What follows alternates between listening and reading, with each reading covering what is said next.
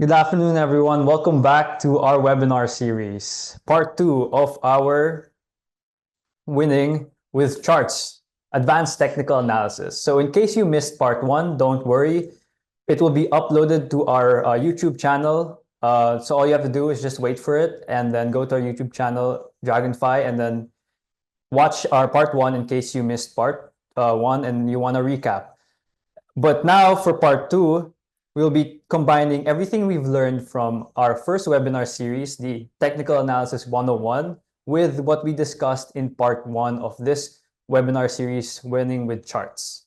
But before we delve right into it, we have a bit of an icebreaker for everyone, a chance to win our exclusive Investing Club water bottle. So Jarrod will be explaining the mechanics of the game and answering the questions.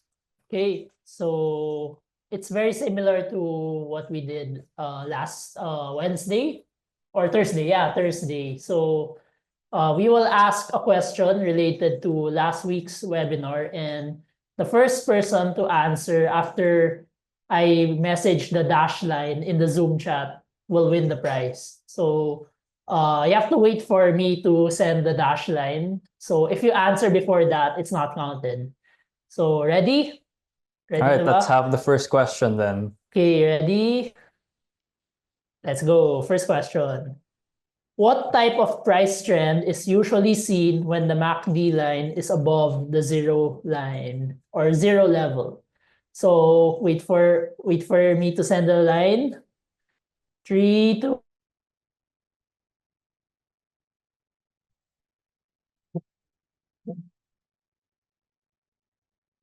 Line na.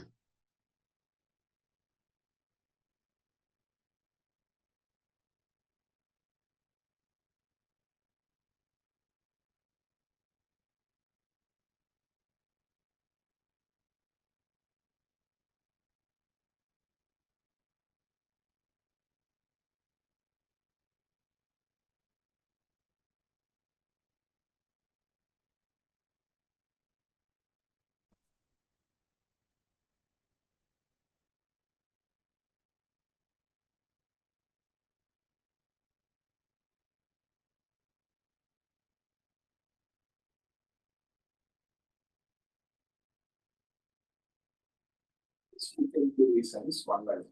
First of all, gaps occurs due to an imbalance between the demand and supply. The gap, for example, is because of the aggressiveness of buyers, which means that there are more buy orders in the market, causing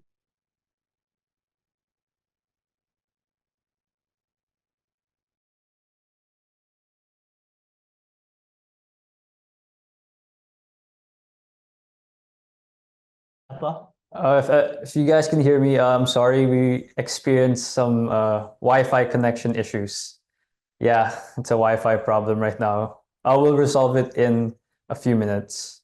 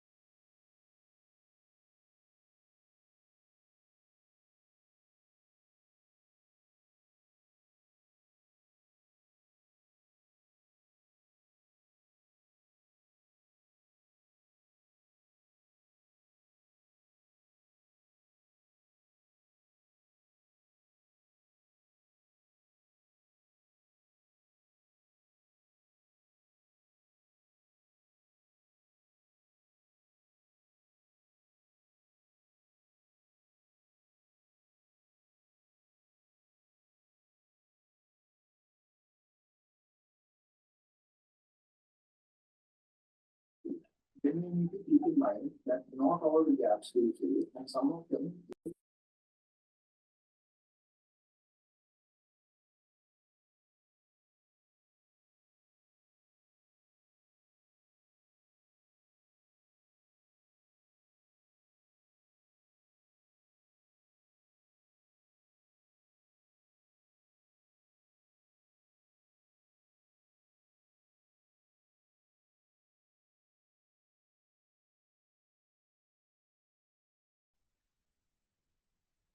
All right, we are back. I'm sorry about that, everyone. Thank you for your patience. We'll just continue with the icebreaker.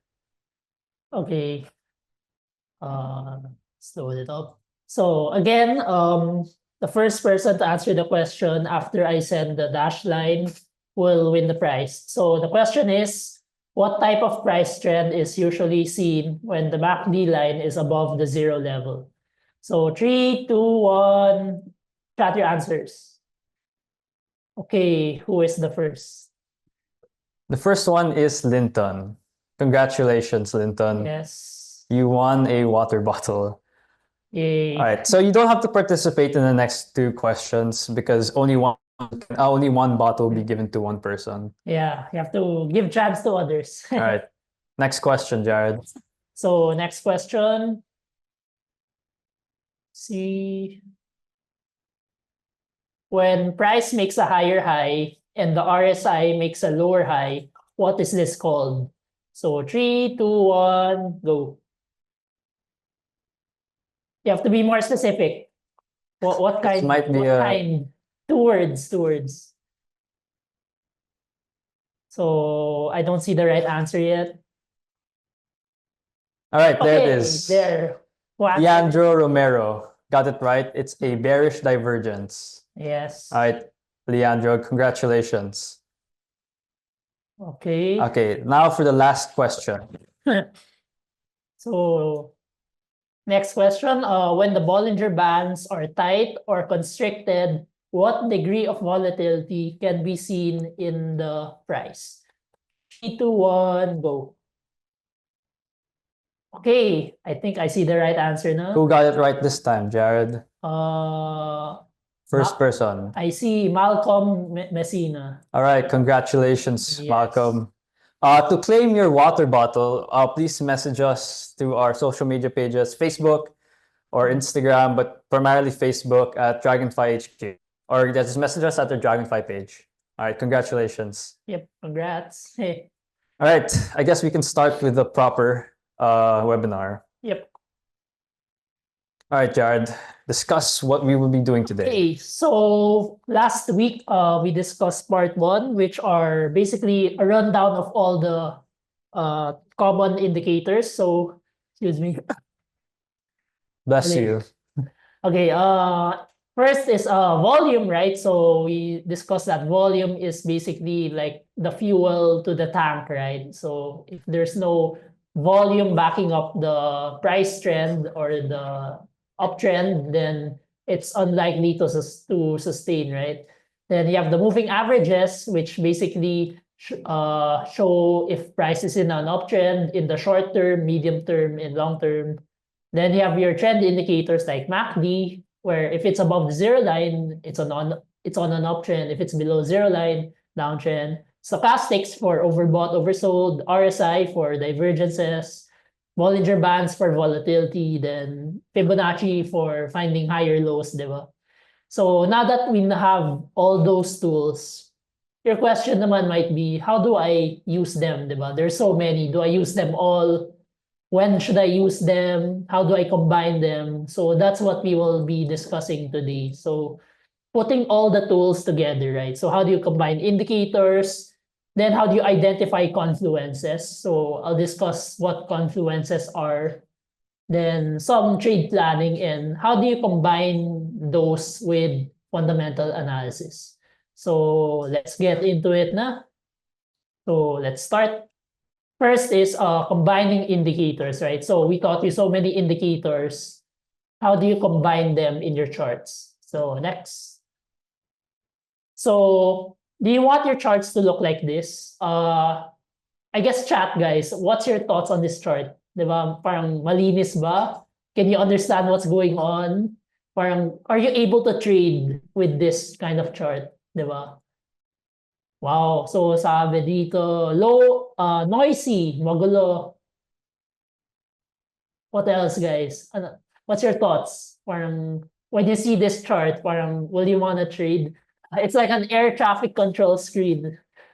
Cluttered, overcrowded, colorful.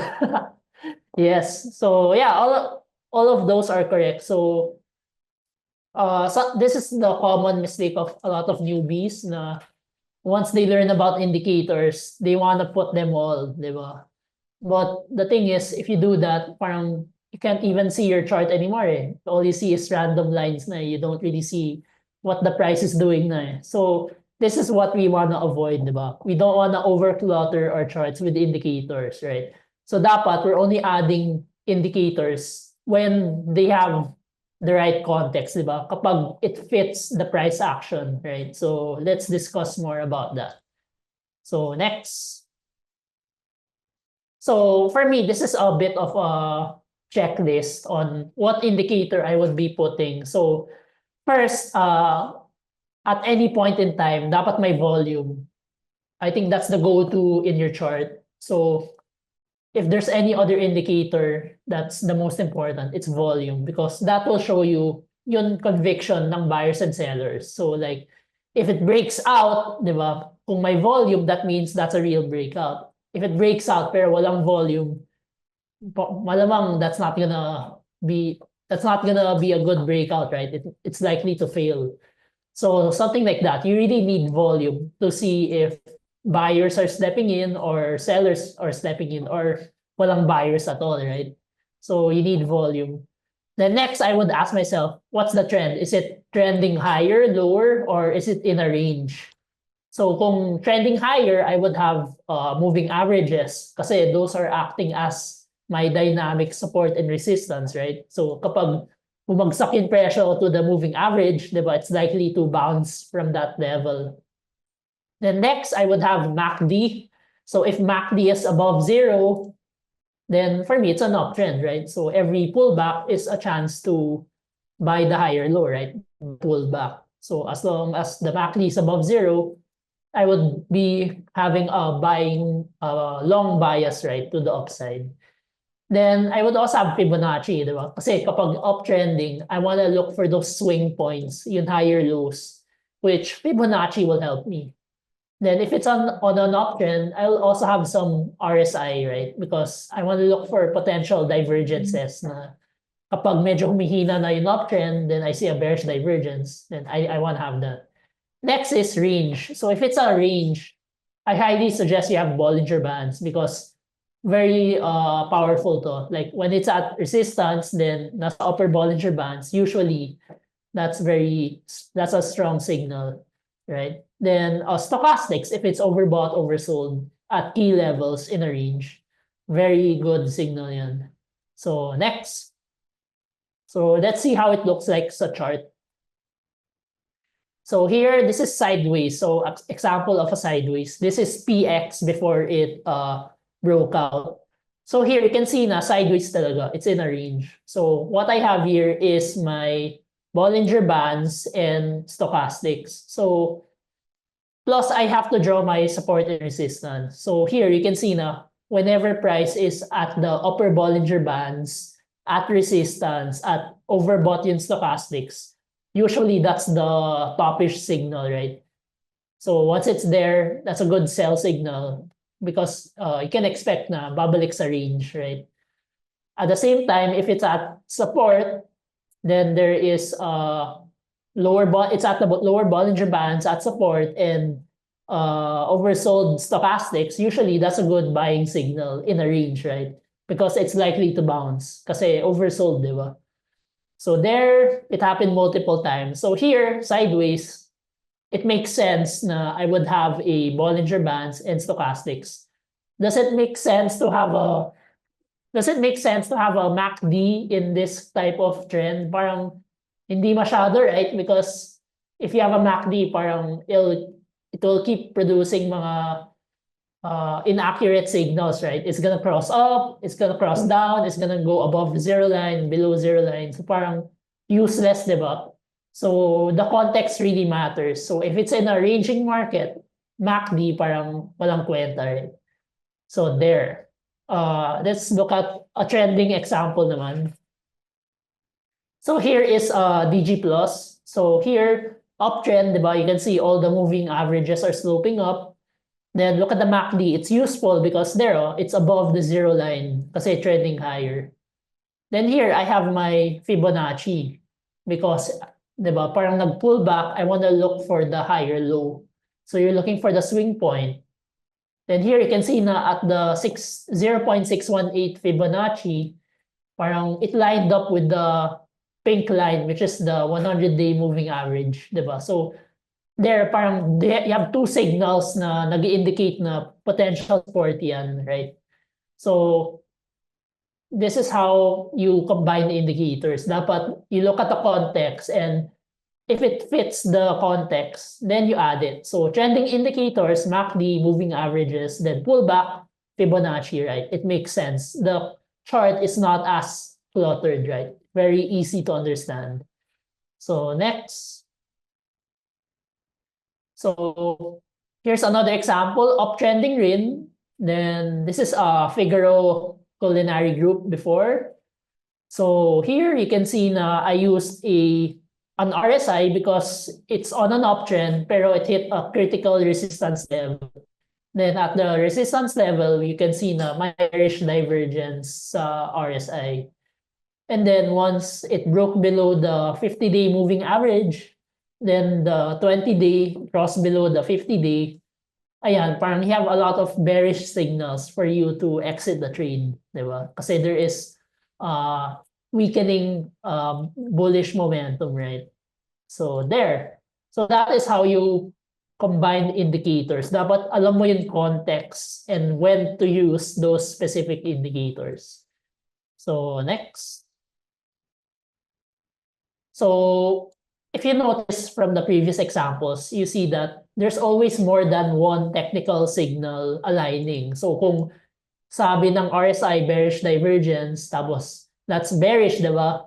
And then you see the ME price went below, that's a sell signal rin. So parang dalawang sell signals coinciding together. So those are confluences. That's when two or more technical signals align. And usually, that's a good thing because parang there are two signals na agreeing with each other, right? So parang may kakampi ka. So because if one person says something, parang ay wala lang yan. But if it's two people saying the same thing, parang you're more convinced, right? So it works the same way in technical analysis. Next. So here, I'll ask for everyone's participation. You can chat it in the chat box. What kind of confluences do you see in this chart? Parang, do you see any chart patterns? Any technical signal? So first look at the price, diba? My chart pattern ba that you recognize? Then look at the moving averages. Is it below it? Is it above it? Yung RSI, is it making a higher high or higher low? Diba? Or lower high, lower low? Or parang imagine if you draw a trend line or a support level. Yeah, anything. Chat, guys. Like, what do you see in this chart? May mga confluences ba? Okay, so we have here from Linton, there's a horizontal support and a head and shoulders. Yes. Then from Tejada, divergence. Yeah, I see it. Parang bearish divergence, no?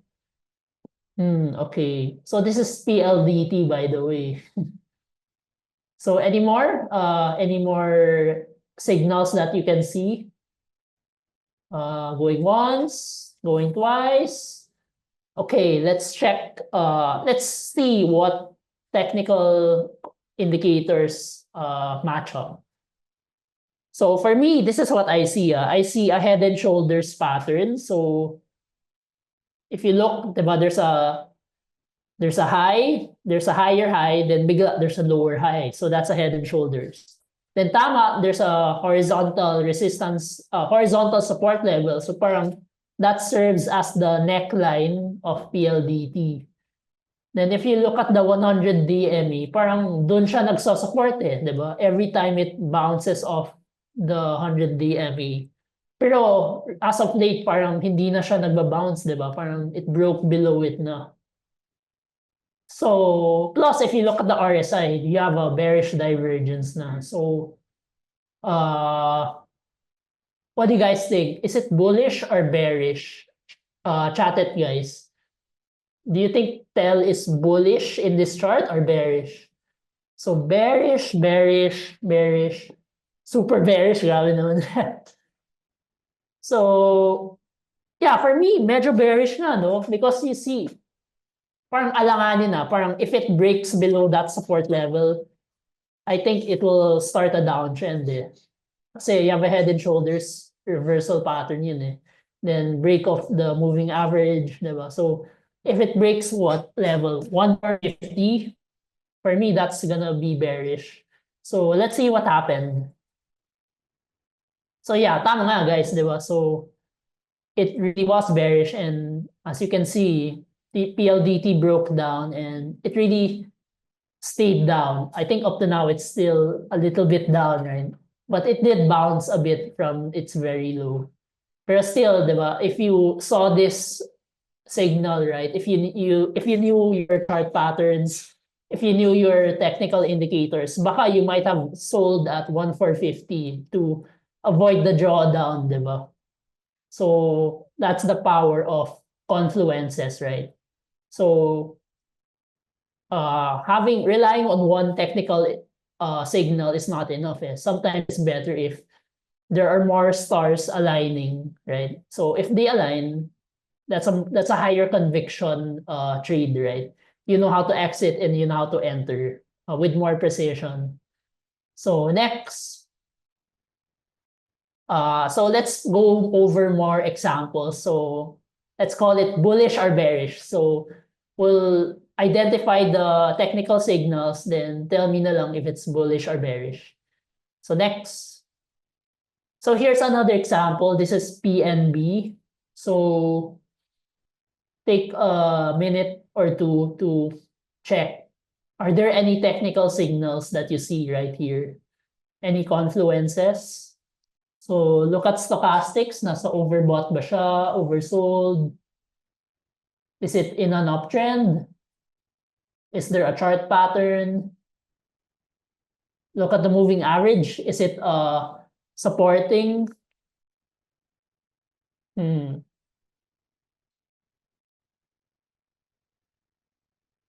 Sige, chart pattern muna. What chart pattern do you guys see first in this example?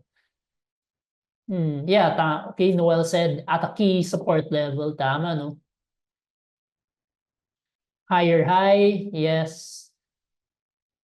And parang it looks like a double bottom to me rin, di ba? Kasi it's testing the same level. Then parang the moving average, parang nagsusupport rin siya. If you notice, it's been bouncing off the 100-day moving average multiple times na. Then look at stochastics, parang oversold rin eh.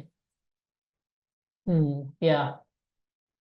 At support level, stochastics overbought. I mean, oversold you mean, yeah. At current levels, yes. So, bullish or bearish? Chat, guys. Let's see muna. Bullish. Bullish, bullish. Starting pa lang. Test buy pa. Sideways, question mark. Okay, let's see muna. What are the technical signals? So first, it potentially looks like a double bottom. Nasa 100-day MA support. Stochastics oversold. And then if you look at the trend uptrending. So for me, the trend is your friend, right? So I would stick on the it's high. If it's higher highs, then I would want to be bullish on it rather than going against the trend, right? So for me, I'm bullish here. Let's see what happens. So there. So this is PNV before it really rallied a lot. So there. So with all those signals, parang you can determine na, okay, bullish to, and potentially you can test buy now, or if you want to buy the breakout, you wait for the breakout na lang. But the point is, parang you use those signals to determine if ano ba yung conviction mo? Are you gonna be bullish, right? Are you gonna enter at the breakout, at support? Ano yung bias mo essentially, right? Looking at the charts, parang alam mo na, di ba? So there. Next. So here's one more example. So this is the PSEI. So do you see any confluences? Ano yung mga technical signals that you can see in this chart? How many? I see 1. I see 2. Okay, I see 3 technical signals right now. So bearish daw, sabi ni Malcolm. Are there any chart patterns that you see? Any obvious ones that stand out? How about the MACD? Parang, is it cross down? Bearish ba? Bullish ba? So here you see head and shoulders, nasa horizontal resistance. Okay, okay. And parang below na rin siya ng 20-day moving average, no? Head and shoulders, yeah, for me, that's the obvious one. Ayan, MACD crossover, di ba? Nag-cross down na rin siya, no? Okay, let's see what happens.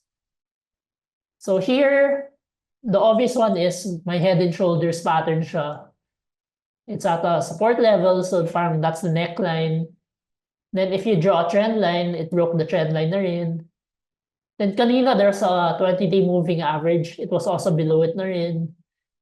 Then the MACD crossed down. So parang when you see this, you would immediately go, okay, if this is happening in the PSEI, need ko muna maybe go all cash, maybe I shouldn't be trading as much, diba? Because likely the index will fall down, diba? So I'm bearish here. Let's see what happens. So there, that was the start of the PSEI's correction. I think that was close to 20%, if I'm not mistaken. So there, if you saw this signal, yeah, you would have lightened your positions na, right? And avoided the massive drawdown from this rally, from this breakdown. Hey Jarrod, remember when we saw this, we went all cash with our strategic growth portfolio? Yeah, we did. Like somewhere in the breakdown, no? Yeah, we just went all cash because this was when Trump was winning the election. Yeah, when he was elected. Yeah. So that's one real life example that we are giving right now is so based on this, we ended up selling all our positions for the strategic growth portfolio, which in hindsight now was a good call because if we had held to our positions, we would have lost a lot more. Yeah. So here, parang I just want to point to you guys na technical analysis can be done on the index level to set your bias on the market, right? So if the market is doing well technically, you can be a bit more aggressive. If it's a bit bearish, hinay-hinay lang, diba? So next. So here's one more example. So this is BDO. Do you see any patterns? Any chart patterns? How about the RSI? Is there anything? How about the moving average? So Noel said double top, bearish daw. So diagonal resistance broke. Okay. Anything else? Any other signals? For me, medyo obvious yung double top, no? Another one I see is parang if you know your candlestick patterns, parang may long wick candle, no? There's like a shooting star. So are you guys bullish or bearish on this chart? Bearish. Okay. So let's see kung bullish ba or bearish. So for me, what I see is obvious double top. And then nasa support siya with the 50-day moving average. Pero parang hanging on to dear life na siya eh. So if that breaks below that level na, baka that's gonna be a bearish reversal. Then if I look at the RSI, there's a bearish divergence na. So for me, I would be bearish if it breaks down. For me, I would wait for confirmation muna. Because if it doesn't break down, baka tumuloy yung uptrend, di ba? It'll just range and then break out higher. So for me, important na once I see this chart, initially I'm bearish. Pero I will not sell until I see a breakdown. Kasi the bearish bias, it's not yet confirmed eh. It's not yet confirmed until you see the reaction, right? Or the breakdown. If wala pang breakdown, I would hold on to BDO if I had. But if it breaks down, wala na. I'm out, right? I would sell or cut my losses na. So next slide. So there, this is what happened to BDO. And yeah, right now it recovered na eh. But at that time, you would have avoided almost 12% drop. And even if it recovered, patagal yan eh. It took like a few months before it was able to recover. So parang time value of money, right? Opportunity cost. So there. Next slide. So I'll hand you over to Franco naman to discuss how do you use your how do you combine the technical indicators to know your entry stops and targets? All right, thanks, Jarrod. So now we'll talk about entry stops and targets. So a lot of the examples here that I'll be showing you all are actual trades that either me, Jarrod, or sometimes or even Sir John have executed on behalf of the Investing Club's strategic and dividend harvest portfolio, as well as some personal trades that we have done recently. So let's see the first chart and first stock. So the first one is China Bank. Now I want to ask you guys, and please chat in the chat box. Would you buy China Bank if this was the chart you were seeing right now? And can you see any buy signals from the Bollinger Band, from the price action, or from the MACD? So does anyone have any buy signals here? So we see a constriction in the Bollinger Band, and then there's also the MACD. Right. So yeah, one indicator to use for a buy signal is the Bollinger Band. So yeah, correct breakout with a big candle increase in volume. That's a good spot. Anything else? One more. Yeah, so MACD is above the zero level. All right, so on the next slide, you will see exactly what it is. So we have the Bollinger Band squeezing. From the squeeze, it did break out. So prior to a breakout, you always want to see the Bollinger Band squeeze as tightly as possible. So that's a potential buy signal. And also, it's also near its 52-week high. So that's another potential signal when the breakout happens, because once it breaks out of the 52-week high, there's no more clear signs of resistance. You're only left with the psychological levels. And then, as pointed out in the chat, the MACD is above zero, and then we also have the MACD cross up, where the MACD line has crossed above the signal line, and the histogram is starting to show green bars, which is a positive sign, meaning that an uptrend is in the making. On the next slide, we can see exactly our trade plan for this. So when you see something like this for China Bank or any other potential setup, if you look at PNB in the past or plus, you'll see the exact same setup. So with this, you can enter just outright, since it has touched or broken above the upper band. But obviously, this chart shows the day over, right? When you are experiencing this live in the market, ideally you want to enter at the break of the previous day's high, meaning you want to put your buy stop on the limit on the wick, the high of the previous day's candle, because it's a clear signal already that there's buying pressure. And then the stop loss would be the swing low or the lower level of the Bollinger Band. So that's around 39.20 pesos per share. So obviously, when you want to put your stop loss, it's kind of a few cents lower. So in this case, our stop loss for this trade was 38.90 pesos per share. So when this happens, once it breaks out, you're left with psychological levels. So here in this example, we put 50 as a psychological level. But when I traded this, I simply put it at 45 first. And then you can also opt to use the trailing stop as your as a potential method to get out of this trade. So in this example, we're using the 20-day moving average, which is from the Bollinger Band. Next slide.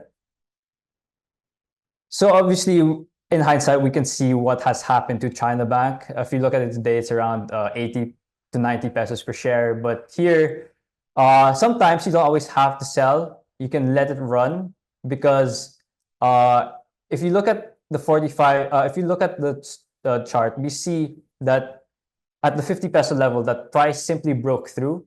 It did not get rejected at that level. It simply retested the 50 level after the breakout.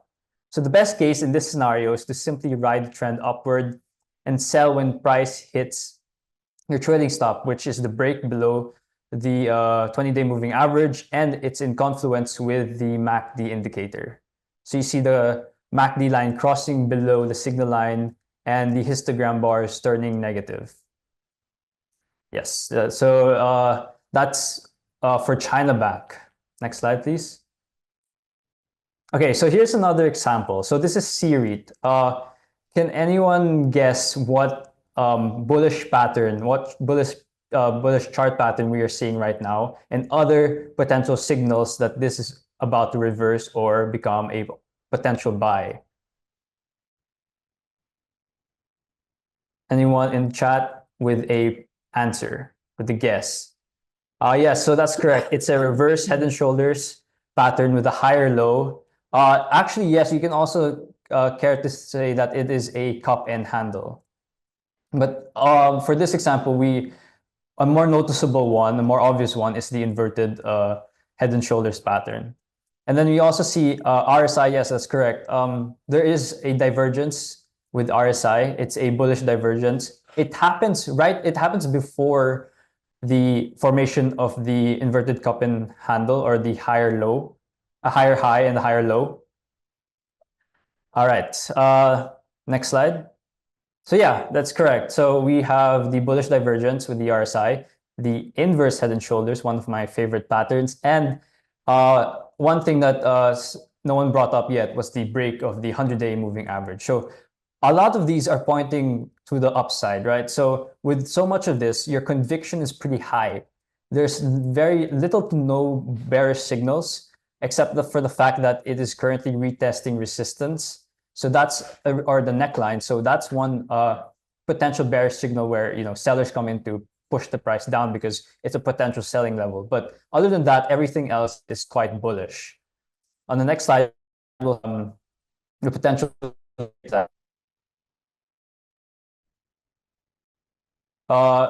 So yeah, so that those are the buy signals that all these indicators are, or this chart is showing. Let's go on to the trade plan on the next slide. Okay, so here it is. So obviously, right now, since we already saw the reaction above the breakout reaction with the 100-day move average, what's left for us to trade is the breakout of the inverse head and shoulders pattern. Now, so with that, we can put our entry at the breaking point, or the breakout level, which is around 2.31 pesos per share. Yeah, so around that level, and the stop loss below the breakout point, which is the previous day's candle, the one that broke the 100-day. So we put our stop loss below that level. But if you are more willing to stomach the risk, you can always widen your stop loss to below the higher low. So right now we have a risk-reward ratio of 1:2, the minimum risk-reward ratio that every trader should have. because our stop level is our take profit level is at the 2.55 pesos per share level, or the next major resistance. Yeah. Let's go to the next slide to see how this trade fared out. Yeah, so there, as you can see, because of all these signals and this trade plan, we see that we could have easily taken our position out at the resistance level at 255, and later on, eventually, once you see price develop and consolidate, we can hold on. Okay, I'll be sharing my screen.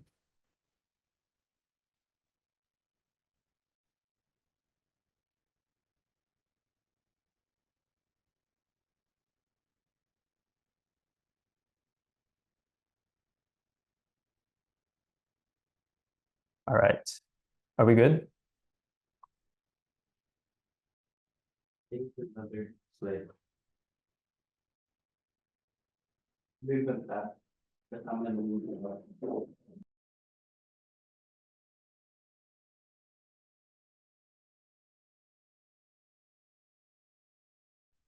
right, sorry about that. There was it failed. Anyway, let's just continue. So, right. So after CREIT hit resistance at 255, you could have easily taken out and taken your profit. But obviously, we see a consolidation within that level. It held support above 250. So eventually, if you sold a portion of your position, you could easily ride the uptrend upward, because right now we will be trending the 100-day moving average. So as you can see with the circle, the first circle noted on the chart, it did break below the 100-day moving average, but there was no follow through, because obviously when a clear signal when it breaks the 100-day moving average, which is your trail stop, is to have a follow through, which CREIT did not do. CREIT was pretty stable, and it's consistently consolidated above the 2.50 level. So after that, price continued to rally, respecting the 100-day moving average. We see a few dips below, but that's just a part of it. It's not perfect all the time. It will not always stay above the 100-day moving average. There will be some dips, and sometimes the reason behind this is because traders tend, or traders or market makers or institutions like to shake some people out. So as maybe when you start trading, or for those who have traded, you have experienced these types of shakeouts in the past. So this is just a regular market occurrence. It's just something you have to learn through experience and try to stomach as you try to ride the uptrend. It's extremely bullish. It's one of our favorite. It's one of the we used when we bought CREIT for the dividend harvest portfolio. There was a fundamental catalyst, which was the SM investment. Next slide, please. Okay, so next is OGP, one of our preferred gold stocks right now. Can anyone care to guess or care to answer what patterns and confluences you see here with OGP? So this one is actually pretty interesting. This is Jarrod's trade plan, actually. He was talking to me about this when it was happening. So can anyone care to guess what he saw here? So we have the stochastics and the simple chart with no other indicators. So I think you can see there is an uptrend. Can anyone care to guess? Yes, so there it is super oversold based on the stochastics. There is a possible double bottom. For those who are not sure, double bottoms don't always have to match the same level. And yes, there's a higher high, higher low structure, which is a uptrend channel. Yeah, so that's correct. Let's go to the next slide. Yeah, so here it is. So the first one you can see is the upward channel, the uptrend channel. And the next one, if you notice, since it's an upward channel, you can somewhat look into the DNA of OGP, right? So from the peak to the trough, you see that OGP drops about 16 to 18% from its high. So with that, Jarrod basically had the conviction with the support of the stochastic that it is going to successfully bounce off the lower band or lower level of this channel. So we see the stochastic, the percentage K line, the blue line, crossing above the signal line, the percentage D line, the orange one.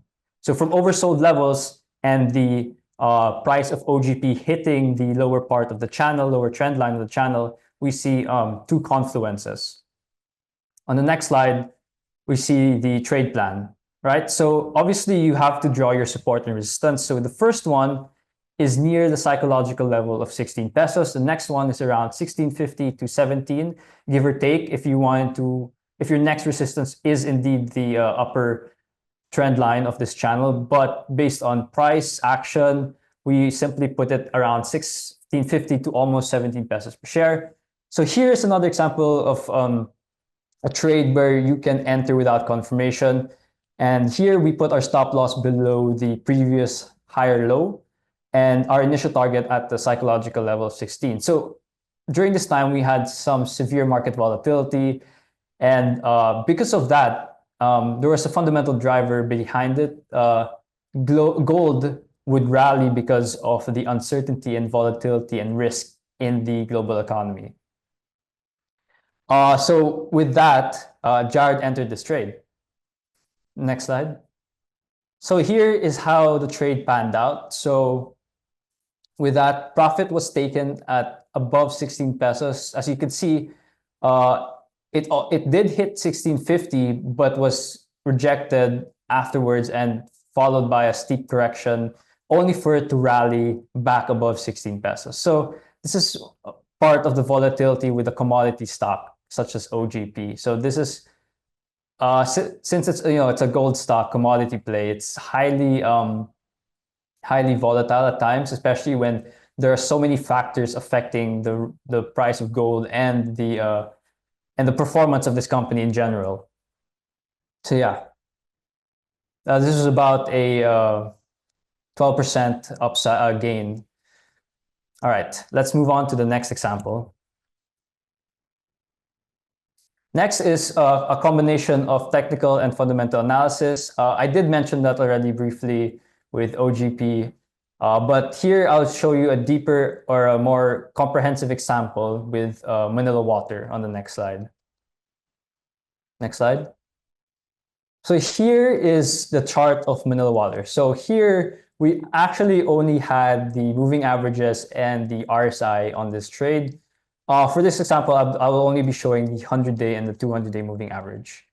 All right, so let's see what the fundamental driver of Manila Water was. Next slide, please. All right, so the first or the catalyst behind this trade was that the Metropolitan Water Sewage System approved the tariff hike for MWC and Maynilad. So they basically allowed these companies to raise the rate they charge their customers in 2025 and up to 2028, if I'm not mistaken. So obviously there was a lot of there's a lot of benefit for Manila Water in the next few years. So higher water rates leads to higher earnings to higher dividends. So we kept it simple, right? So our investment thesis was pretty simple. Let's go to the next slide, please. Yeah, so here is the fundamental breakdown of Manila Water. So here we use our dividend harvest strategy. So first we looked at the key financial ratios that determine whether or not Manila Water was a safe dividend play, right? So we looked at ROE, payout ratio, the historical dividend history, and earnings guidance. So basically, based on our analysis of what the impact of these potential tariff hikes would have, and and we basically assumed certain assumptions, and we arrived at a potential dividend between 1.10 to 1.15, and the actual dividend announced was 1.13. Obviously, this did not fully reflect the tariff hikes yet, but there were certain factors that were already shaping up mineral water for a positive turnout. So based on our projection, we estimated a dividend yield of 5.85% to 6.10%, which at the time was really good. So with the approval, it simply catalyzed the dividend growth. So we applied a Gordon growth model, which is basically a method to derive the intrinsic value of a dividend-paying stock. So here we arrived at 20 pesos per share, which is the maximum price that we should be paying for it. And we went ahead and bought the stock. So here's the technicals of this trade on the next slide. Okay, so I'll be showing you two potential entry points for this trade. So obviously here, we kind of see maybe an imperfect cup and handle here. So the first potential entry point is simply the breakout of the cup and handle. The standard one that everyone teaches you, the break of 1950, the highest, you see the dotted line, the highest dotted line, that's 1950. That's where most people would enter on this type of trade. But if you want a better entry point, better risk reward ratio, although you would have to stomach a bit more risk, you could enter at this handle. So what I'm referring to is the 18.88 candle, the latest hammer. So the hammer. So you want to enter at the break of a hammer when this is one of the few price actions that you just have to hit when you see it set up, right? So what we did was this was not for the strategic growth dividend harvest. It was for our personal portfolios. Now we simply followed after the dividend harvest. So our strategy was to buy the break of the handle. So the break of that hammer was our limit price, so around 18.94 pesos per share. And our stop loss was the break below the 100-day moving average, which we will use as our trading stop moving forward as price develops. Next slide, please. So yeah, here is what happens. So obviously, after it broke out, it did hit and retest that resistance turn support around 21 pesos per share, and then it continued to break out above 22 to 23 pesos per share. So your conviction to hold the stock will be based on fundamentals, but the exit will be primarily based on technicals. So throughout this entire period of this chart, Mineral Water's fundamentals was completely intact. Everything was looking great. But obviously, when you look at the technicals, there were multiple sell and buy signals. So the first one was when it hit around 23 pesos per share.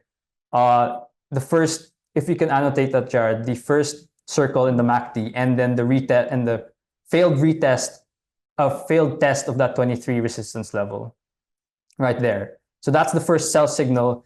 You could have potentially taken half or a certain percentage of your position out. And then based on the next one, you see the confluence with the support level and the cross up between the MACD line and the signal line, which is a potential entry point. And then from there, we see the stock continue to trend higher. And then the next sell signal we see is the same thing.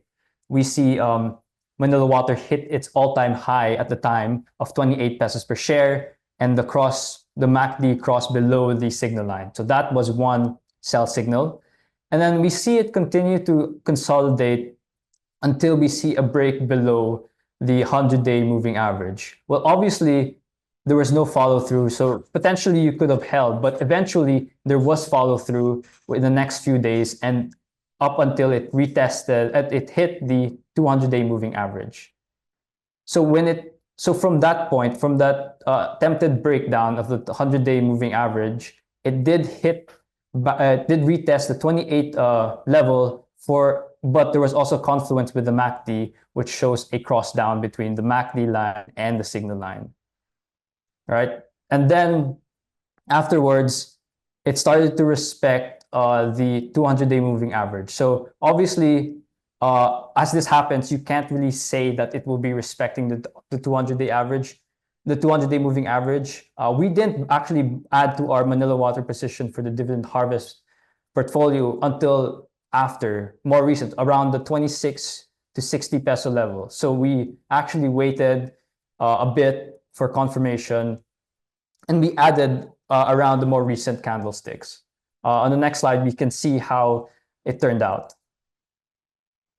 Yeah, so as you can see, Manila Water continued to rally. And at this time, at this whole consolidation period, we were experiencing some volatility in the market because of the tariffs, the trade wars, everything was just about to start. We saw the index dip below 6,000 again.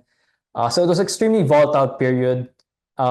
We saw the US potentially, we saw them pause the rate hike. We saw one pause as well. But eventually, as things started to improve and the BSP started mentioning more potential rate cuts, it simply made Manila Water, a utilities company, more attractive because the lower the yield, lower the interest rate goes, the more attractive the dividend yield of a utility company or defensive play is, such as Manila Water, right? So throughout this entire period, again, the fundamentals were still intact. You may always sell a portion at resistance. There were many opportunities with the MACD that offered an exit, but obviously you want to continue to trade a core position, especially if it's for dividend investing, right? So if you're a dividend investor, you want to take advantage of the short-term trends, you can use these technical indicators to get out and then rebuy later on because you want to take some profit or you want to realize them and then maybe re-enter because you never know where the market's going. There's always uncertainty involved. Everything that we're showing now is after the fact, right? So it's easier now to tell what's going to happen. But as it happens, there will be signals that you simply have to follow, right? Whether or not it recovers and rallies even higher, it doesn't matter because you followed your trading plan and that's what's important. There's always going to be buyback opportunities, as we see with Manila Water. All right, next slide. So a few reminders before we actually do the demo and we can actually accept requests. First is charts without fundamental context are meaningless. And the last one is, on the next slide, look for a catalyst to push the stock price higher. It does not always have to be number crunching. It does not always involve numbers. It can be a story. Right now, we're looking at me and Aaron, just to share, are looking at Bloomberry because of the potential Solar Online. So that's the story we're looking at. There's also the Plus Brazil expansion. And then before we had Meralco's franchise renewal, which brought it a lot higher after consolidation, which we can show later. So there's always a catalyst. There's always a good catalyst out there behind every company. It doesn't always have to be numbers based. Yeah. All right, let's go to the demo. We'll be sharing Jarrod's screen for the chart. Okay. Hang on. Let me set it up.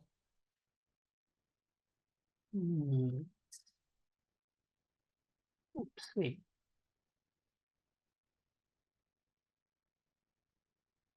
Oh, wait. I'll log in lang. I got All right, logged he will log in.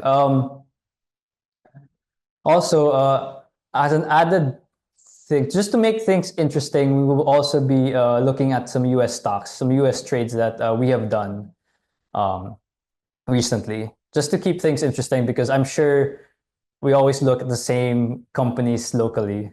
Sometimes it's nice to shake things up a bit. So Jarrod, what is your favorite trading strategy that you always deploy? I generally like breakouts more because it's reactive na eh. If you buy at support, it usually takes a while for it to materialize. Yeah. Or if it's breakout, parang it's gonna move na eh. So for me, generally breakouts. But as of late, the breakouts are not that strong eh. So I'd rather buy at support. Yeah, recently, I feel like right now might be a great time, or a week ago was a great time to be bottom picking, because right now everything is PSEI is starting to rally, and the index names pushing it up are the ones that were very bad sold down in the past few weeks. Okay, I should be okay na. All right, I think Jared's okay to share his screen. All right, there you go. Oops. All There. right. Oh, okay. So right now we're looking at IMI, which actually recently broke out. So this was actually what we were looking at. If you guys were watching our market mornings, we talked about this for a bit. There was a potential play here for IMI. So actually, we can do the exercise. What are the confluences you see? So So right now we only have one indicator, two indicators, volume and then the 200-day moving so average. first is cup and handle, right? Yeah. So that's the cup and handle. Then another indicator that I see is volume, right? Yeah. See, look at volume. Yeah, you see in the past, right? The volume in like around early 2025 was really flat. It was like a dead stock, illiquid. Diba? And then suddenly there was so much volume.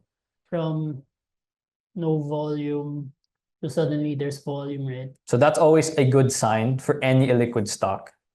Right. So, and right now it's trading around what, 10 million a day? Not bad, right? Yeah.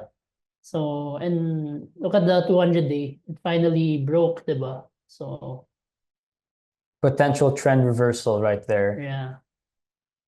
So, it's looking nice. Any other indicators you would use? Maybe MACD or stochastics, RSI. Hmm.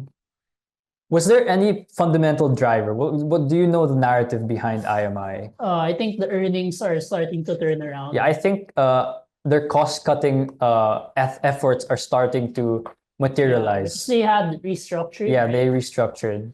So, And I think potentially one benefit maybe is the exemption of electronics from the tariffs. from the tariffs, right? Yeah. Because IMI is a semiconductor company. It's owned by Ayala, right, Jared? Yep. Yeah. Oh, okay. Here's another confluence. You see, the RSI is now above 50. So usually if it's above 50, that's a bullish sign, right? There's bullish momentum. So here it's above 50 na. Yeah. So how would you enter IMI? For me, Well, obviously already before the broke out. breakout, right? Obviously, ideally you would want to buy IMI before the breakout. 2.4. Yeah. For me, I would wait for retest, maybe. If it goes back to 2.4, maybe what, set a stop below 2.2, 2.18. Yeah. Then where would I set my target? You can always try the Fibonacci or Yeah. just look at resistance levels. So I see one here.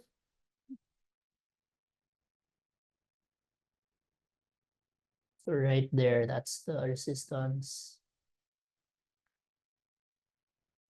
So I measure that up to, where's this? 3.3.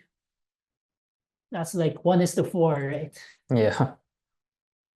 So yeah, Yeah, that's your potential trade. Obviously, you still have to do your own due diligence, some research, and execute the trade with your own conviction. yep. But we're monitoring this closely. Yeah, for our strategic growth portfolio. Because yeah, the chart. But we'll continue to announce, we'll continue to monitor the fundamentals of this company, because the thing that drove earnings was mostly cost cutting. So we want to see revenue grow. Yep. You have other charts that you want to look at. Meralco, I brought that up earlier. Okay. So during the franchise renewal, no? Yeah, around the So- cup and the cup. Let's see Not there. A little forward. this. Wasn't it this? This was the franchise renewal. They started discussing it already. Yeah, when it broke out here.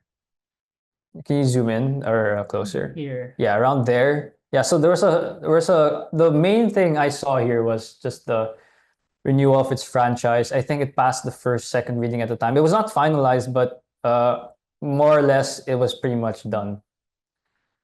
Yep. And there was also good earnings from Meralco, good dividends also. So those were a lot of catalysts behind the continued momentum of Meralco. Yep. So here you How saw about the other indicators? I think we should add more indicators, Jarrod. like what? MACD. If it's trending up, maybe a MACD. See. So before the breakout, it was clearly above the zero line now. Yeah, we see the cross also, if you look closer. Yeah, we're starting here, no? Yeah, starting there and But then for we me, see trending the higher. real buy signal was here, this candle, the breakout, or the retest here. Those were the two signals. And yeah, it only crossed down here when it started to go sideways. Yeah. All right, full transparency, let's show one of our losses, Security Bank. The one Bollinger Band trade that did not work out for us. So let's see. Was it, wait, no, it was PNB. Sorry. No, Was it this or wait, was it Security we Bank? entered this, yeah. Yeah, sorry, it was We're Security here. Bank. Yeah. We tried to buy before, yeah, go on, Jarrod. at support, yeah, doing the plus play. So we bought somewhere here when it was tightening. So we thought that this was just gonna be a higher low. But yeah, this happened. So we got stopped out on the third candle. Yeah. Yep. So it never recovered ever since, but yeah, that's what happened. Yeah, so it's never perfect. Yeah, I mean, before this, you would say, oh, tightening, this could be another play out before you see this, right? So, Yeah. So yeah, it's not perfect, but of course, you have to, if there's a trade plan, yeah, it's worth the shot, right? So, what else? PNB, let's look at that. Here, Bollinger Bands also, look. So here, got super tight, right? And once you saw this, that's your trigger. You have to buy this now. Yeah. So you bought this close to end of day, right? You bought there. Then yeah, we rode it till here. The first red candle we sold here now. But of course, like, Can we pull up the MACD as well? so Or stochastics? MACD.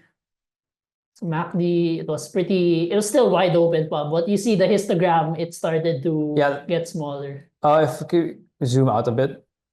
Zoom out. There. Clearly, it was above zero rin, no? Yeah. See, so here, MACD, oh, there was a cross also. MACD cross above zero on a breakout candle. So this was really a strong buy signal. Yep. And it also broke above 30 pesos per share, psychological level, right? Yeah, so so what we've been doing is just relying a lot on a few indicators and price action because you don't have to have a cluttered screen in order to initiate a trade. Yep. More often than not, you will always have to rely on price action with your indicators providing additional support or conviction. Mm-hmm. So there, we rode it until here, the first red candle, yeah, we decided to sell now.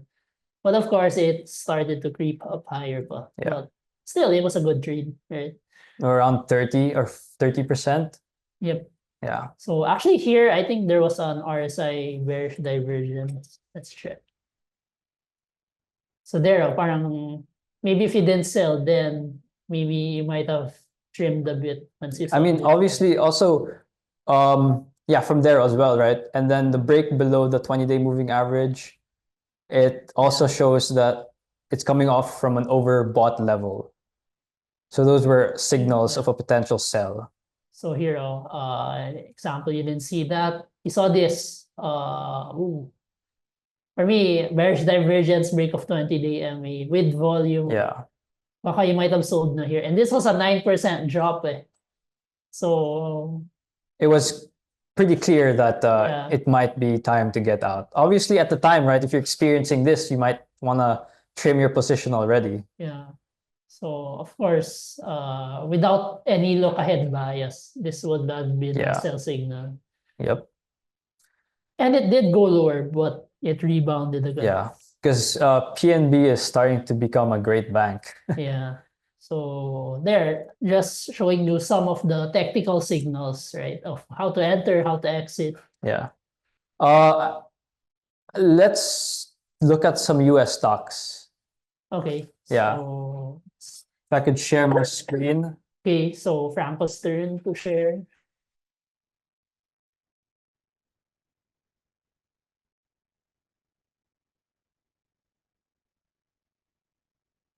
I will be sharing my screen.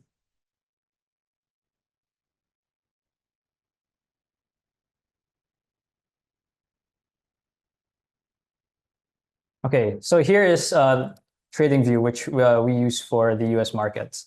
So right now, what I've been using is a MACD and the simple moving average, 20-day to the 200-day moving average. So recently, I just want to share some of the US trades we've done.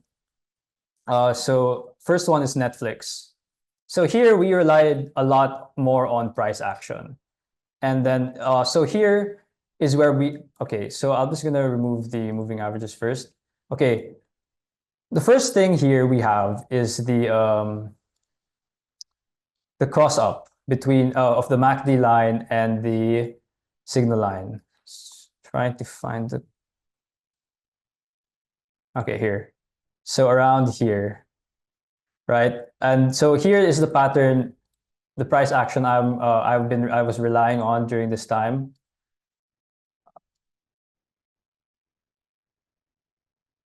Let me change the color of this.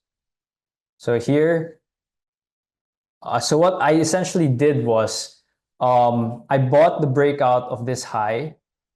So when after this happened, right, I basically looked for a potential entry, relying mostly on price action. So once Netflix broke above this high, I entered the position and simply rode it until well, the reason why I sold this was because MACD was starting to lose its momentum here around this level. It was starting, we see the histogram declining, and then eventually we see the cross down here.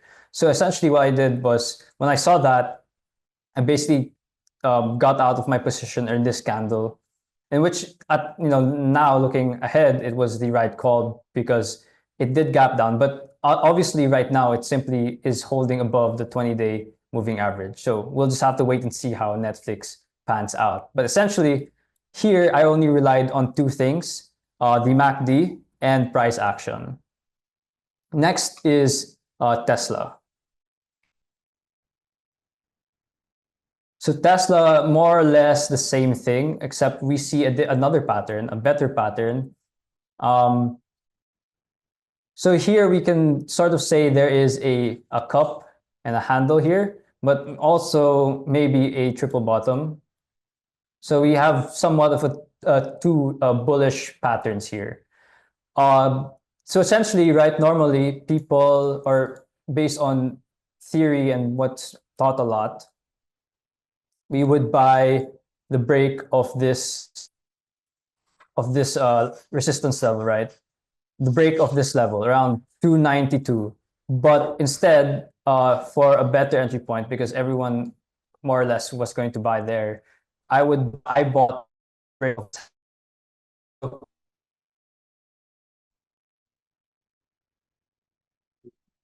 So essentially what I did was, from this cup and handle, I simply bought the break of the handle, of this part of the handle. So from this level, I bought here at the open. Since it did gap up, I simply just went ahead and bought it. And looking now, we are up a bit. Well, yeah, it's looking good, about 21%. So that's the great thing about, US. There's a lot of momentum involved. So that's the things I saw in Netflix. Last is CrowdStrike. Oh, sorry, going back. So the reason why we were looking at is because Netflix. Okay, I think the internet's fine. So the reason why we were looking at Netflix was because if there was a recession to happen, everyone was going to cut down on spending, stay at home. But when you're at home, you're more likely to just stream and watch Netflix, right? So that's one of the reasons why we entered Netflix. Because during volatile, uncertain times, when people are forced to stay at home or when the economy is not looking great, people will stay at home, cut down on their activities, and more or less they would just binge watch or relax at home. And so you have your streaming services. Netflix is one. So yeah, that was one of the reasons why we looked into Netflix. The next one or the last one for now is CrowdStrike. So here we have the double bottom. And then ideally, this was the area where you would want to enter. But obviously, it's hard to say now, right? Because hard to say at the time because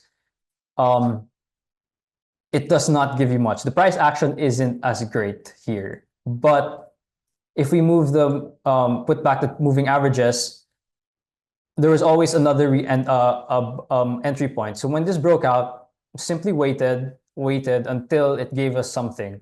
So during a quick pullback, it did retest the 20-day moving average, and that was somewhat of my signal that maybe I should enter already. So I didn't rely on the MACD because right now it's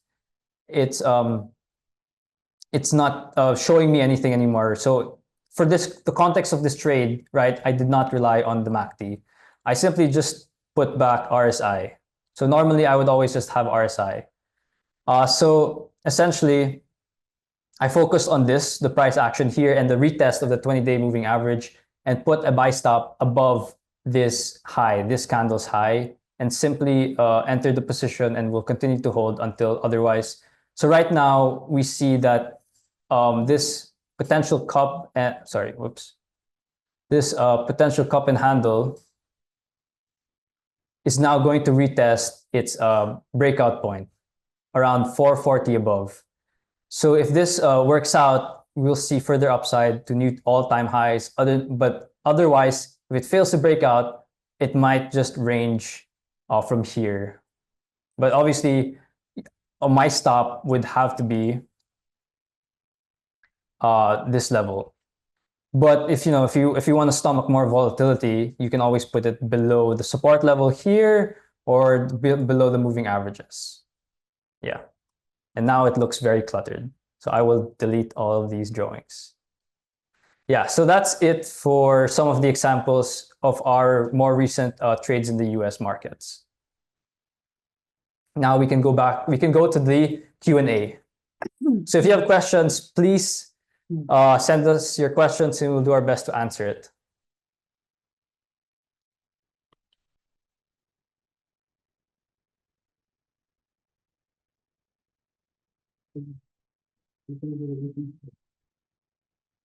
Okay, while they're typing the questions, I guess we will simply look at chat to answer some of these questions. Let's see. What's your trading style in general? Would you consider yourself a momentum swing or position trader, Jarrod? Right now, I would say more of a position trader. Because yeah, for me, I just want to ride good dividend stocks, right? But of course, if the PSCI is on a bull run, then I would be a momentum trader, right? Because you're able to compound your money faster, right? Yeah. So but it depends. There are still stocks like Plus, right? It's still going on a momentum run, right? And maybe potentially IMI, right? Yeah. So, but yeah, generally when the market is not in a bull market, it's harder to find those stocks, right? Yeah. So it depends on the market context, but right now more of a position. For me, I would consider myself as well as a position trader here in the Philippines because a lot of the things I would buy are for my dividend portfolio. So I would take positions at support and simply hold on until otherwise. For the US markets, more of a momentum swing trader. there's a lot more opportunity for that strategy in the US, but there's still some opportunities here in the Philippines for that strategy. We have Plus, for example.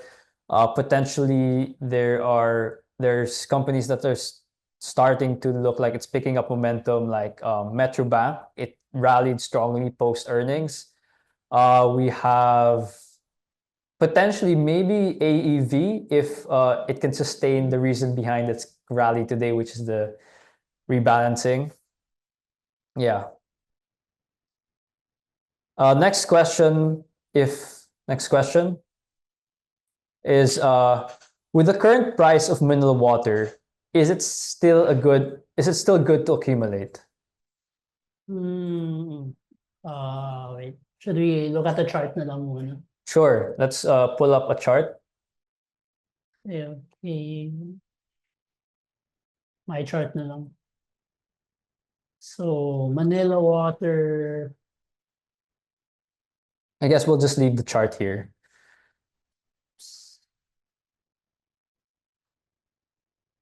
So, wait, bring up my moving averages. So, is it a good time to accumulate? For me, closer to 32 would be better. So, closer to the 50-day moving average.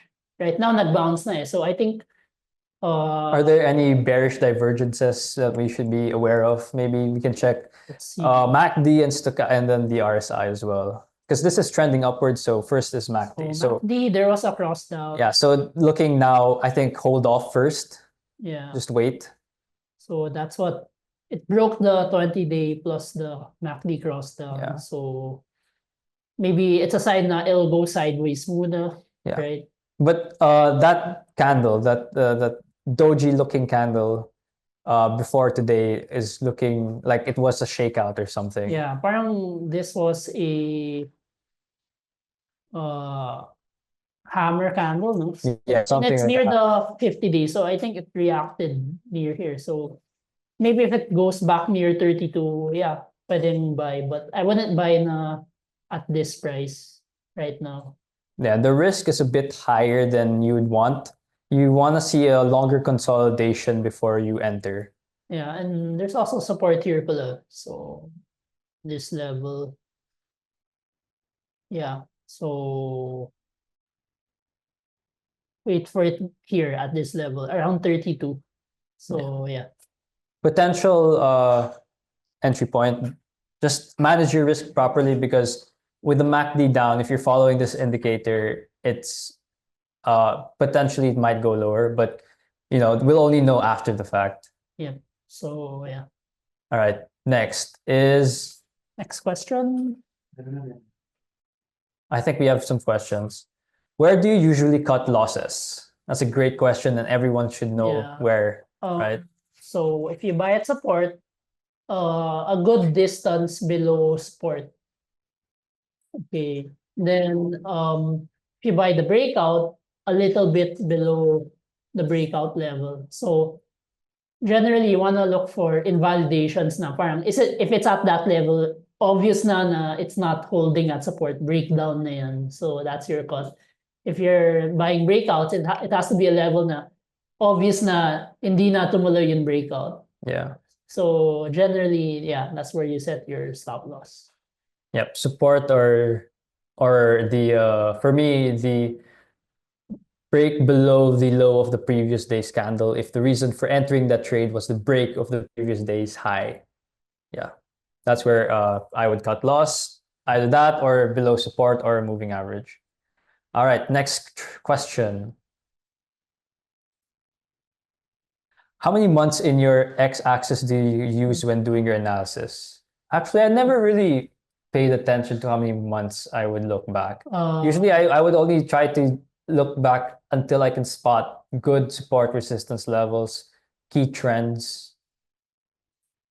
So for me, I guess depends. Sometimes the patterns are big. Na Yeah, you have right. to zoom out. Sometimes they're small. Now you have to zoom in. So Converge is an example of a big pattern. Yeah. PX also long base. You'd have to zoom out there, look through years Yeah. actually. For me, yeah. It comes with experience, eh. Like once you're in it for a while, you'll know what you want na. So if you see a big pattern, you'll identify that right away. If it's a small pattern, you'll know what to look for. So it really depends on your experience. But generally, the pattern has to be obvious. You have to train your eyes na, okay, I know that pattern. This is what I'm seeing. Yeah. You have Honestly, to train your eyes talaga. experience is really the best teacher in the market. Yeah. So You just have to go through it. yeah, there's no right answer to this. I lost so much when I started trading and going and in my investing experience. It was a fun ride, pretty worth it. How about you, Jarrod? Yep. It's fun. All right, next question. As a position trader, how do you enter exit your trades? What indicators do you use?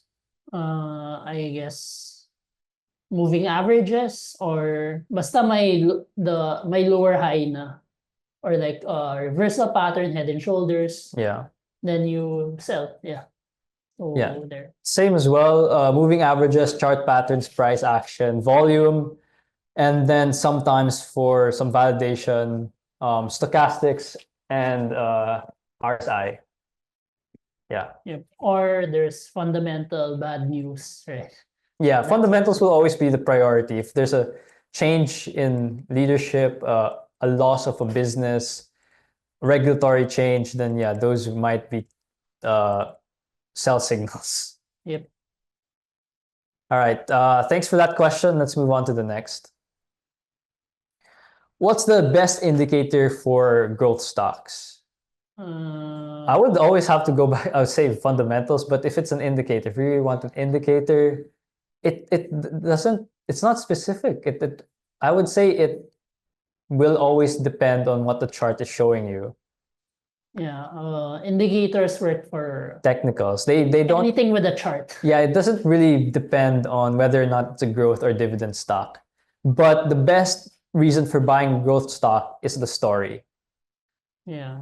And I guess volume, right? Because Yeah. if it's not backed by volume, it's not sustainable. So there. All right. Let's go on to the next question. Would you enter on a red or green candle? It depends on context, on what the chart is showing. We entered OGP at a red candle. Yeah. Depends. If you're aggressive, just enter on a red candle. But generally, like example, bounce off support, you'd want a green candle before you enter. More or less green candle. So that's a confirmation, but you don't always have to enter on confirmation. If example, you already know what's going on in the stock and you just want to get in na. Yeah. Basta it's at support, you buy na. Right? Like for example, when the tariff, when Trump announced the 10% tariff, sweeping tariff, and then the reciprocal tariffs on everyone, we were hit with 17%. We saw that a lot of stocks gap down and kept going down, red candles, but that was very short-lived. A few days after, it started to feel like a bottom because they were saying that it's become unsustainable, right? So with the red candle and at retest of support levels, you can simply go ahead and buy. We've done that. We've done that when that happened. We went and bought a lot. We added to our positions on the dividend-paying stocks.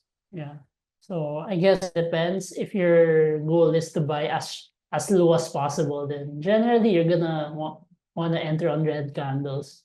But if you want I want to know muna if it will bounce first, then yeah, enter on a green candle if you want to play it a bit safer. So yeah, up to you. All right. Thank you for that question. Let's move on to the next. What if two indicators have different sentiments? Or I guess they're telling you two different That's things. a great right? question. Yeah. So yeah, what if one indicator says this, it's bullish, the other says it's bearish? Well, that's what we said. Context matters. Look at the fundamentals naman. Which side does it agree on? Then maybe look at a third indicator, right, to see Where is it gonna agree? A tiebreaker. Yeah, parang, tiebreaker. You need to find something to break the tie. What, if it's talaga conflicting, edi hold off, di ba? Wait for more clarity. Yeah. Let the price develop first because it will reach a point na it will confirm whether it's bullish or bearish. Yeah. Right. So if you're confused, edi don't pull the trigger yet, right? You can wait it off. Yeah, that's a great point. Yeah, and that actually answers the question very well. Yep. The last point. Next question. Let's see what it is. Is there a face-to-face session in DragonFi? Of course, for new subscribers. Well, we don't really have face-to-face sessions unless Zoom, maybe a one-on-one session if that's what you would prefer. We do have goal getters. You can actually schedule goal getters with the research team if that's what you want. But face-to-face, you can request actually, and depending on scheduling, we can maybe accommodate you. Yeah. Or we also had one time where we were in Shang, right? The charts with coffee or something. Oh yeah, our community get together. Yeah, so be active on our Facebook group, right? The investing tips by DragonFi. So we usually like send some polls there if you wanna engage there. So yeah, stay tuned there. Yeah, but yeah, if you are interested in the Go Getters one-on-one session, please reach out to us through our social media pages or our email, investingclub@dragonfi.ph. Yep. All right, next question. Do you change time frame to 1 hour for selling or any other time frame? I know some traders that do that. Parang to sell, they go to the intraday charts, but those are for more short-term traders na they really want precision in their selling. But if, example, you want to ride a trend, you're a position trader, then daily is enough na. So it depends on what kind of trader are you. Yeah. Yeah, it really also depends because sometimes you can find earlier buy or sell signals in the intraday time frames, like the 1 hour, 4 hours. It really depends also if how precise you want to be because sometimes the daily time frame is enough, but if you want to catch it or sell it earlier, you can always look at the intraday because price develops much faster in the lower time frames. You also have to consider na you might be micromanaging your position na it's a sell signal in the intraday, but in the daily, wala naman sell signal. Yeah. So you have to accept that risk. But if you're a chupitero, right, then Intraday. Yeah. 1 hour is fine if you want the precision talaga. I would avoid going below, I don't know, 30 minutes because we don't have much, like a lot of trading activity going on, especially 1 minute, 5 minute charts. It's harder. It's a lot more volatile and it's really for scalping. Yep. Yeah. Next question. What overbought level will you sell if both week and daily time frame is already overbought? What over? I listen more to the daily. Yeah, I guess weekly it helps set your bias. But like example, it's overbought in the weekly, overbought in the daily. Then you can come to one conclusion: it's overbought pa rin, right? So yeah, I mean, if it's confluence in the different time frames, yeah, it does help. Yeah. Confirm the signal more. So yeah. All right. Yeah, that answers all our questions. That ends our Q&A for today. Thank you everyone for tuning in on our last webinar series for this for winning with charts. Yes, advanced technical analysis. If you wanna rewatch this video, you can simply wait for it to be uploaded on our YouTube channel. And I guess stay tuned for our ebook on the technical analysis. Just like our release of the ebook for dividend investing, we will have one for the technical analysis. So stay tuned for that. And until then, see you guys. Good night, everyone. Night. Bye-bye.